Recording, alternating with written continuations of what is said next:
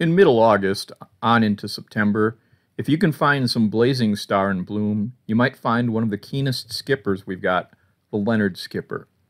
Also known as the blazing star skipper, this northern species males hang out and nectar on Liatris species or other purple flowers all day, ready to court females when they can. When the season is drawing to a close for other species, these strong flyers are worth looking for.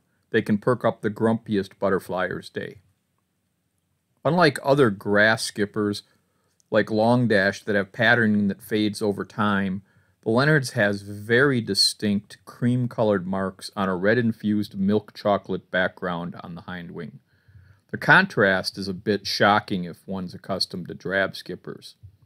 White around the eye, light brown fringe on wing margins, and marks on the forewing that allow some light to pass through make for a very sharply defined insect, an effect that is only magnified by perching on a pale purple flower.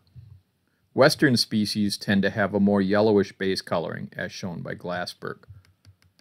The Leonard's flight is strong and direct, but the butterfly is likely to head straight to another blazing star bloom or to stall briefly on a leaf before returning to its original flower.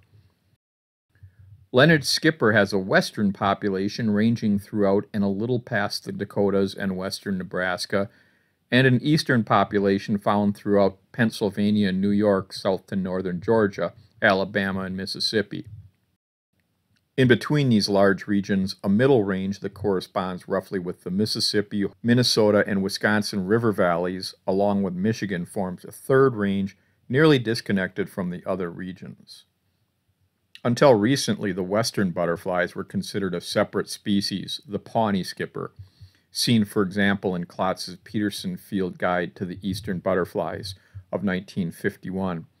But research confirmed that there still is, or recently was, genetic flow between the populations, so the region's butterflies are considered subspecies.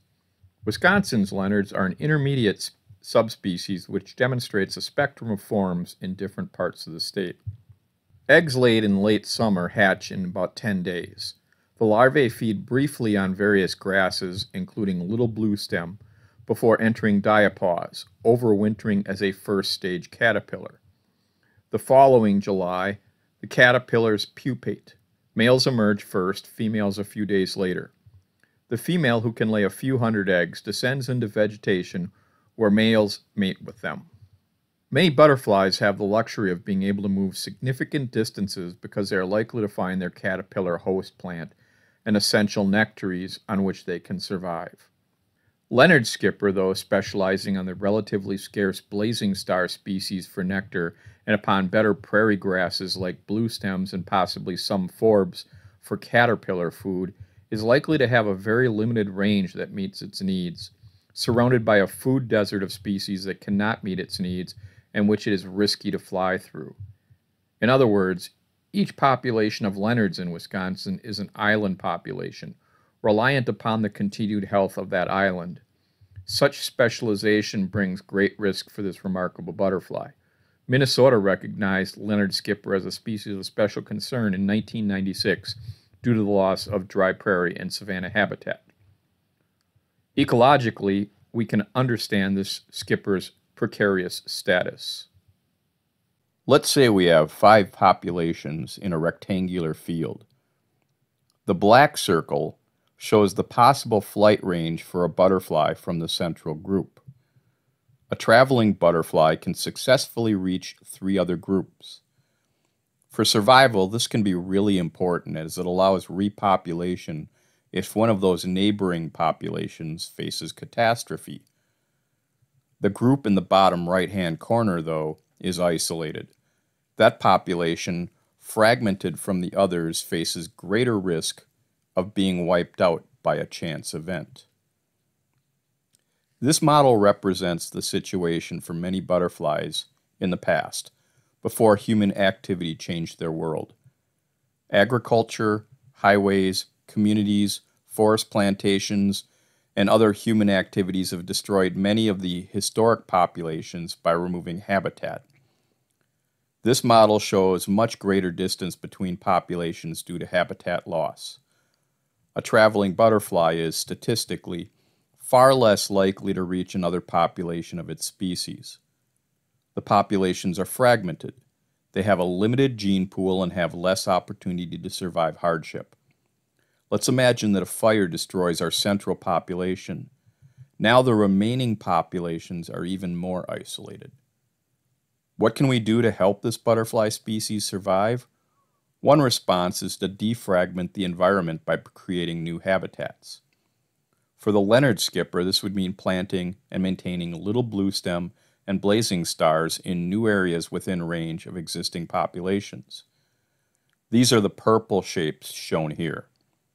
Butterflies from the far right population can colonize the plot closest to them and build a new localized population.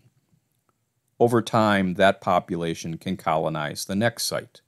Eventually, all sites could have viable populations, effectively defragmenting the region. It takes little imagination to think about the potential downfalls for a small population of an often overlooked butterfly. Fire, mowing at the wrong time, an overly harsh winter, a mild winter with a late freeze, spraying with chemicals, grazing. Any of these events can eliminate a population or reduce its numbers beyond viability. But our ecological understanding provides us a deeper understanding of these dynamics, allowing us to develop practices that protect species like the Leonard skipper. The small landowner can do their part by providing the plants that Leonard's needs. Butterfly gardens, small though they may be, offer patches of space where insects and other creatures can survive. Preserving wild spaces like old farm fields and non-mowed, non-sprayed roadsides can also help. Urging local and state governments to seed roadsides with complex prairie seed mixes might also help out many species of butterflies. Despite our best intentions, the Leonard skipper's days, like many other species, may be numbered. We've fractured historical landscapes perhaps beyond the point where they can recover. The habitat islands we've sentenced species to are likely to continue to shrink unless we take strong actions. We will likely determine the fate of Leonard skipper, and our species' track record concerning other creatures has not been very good.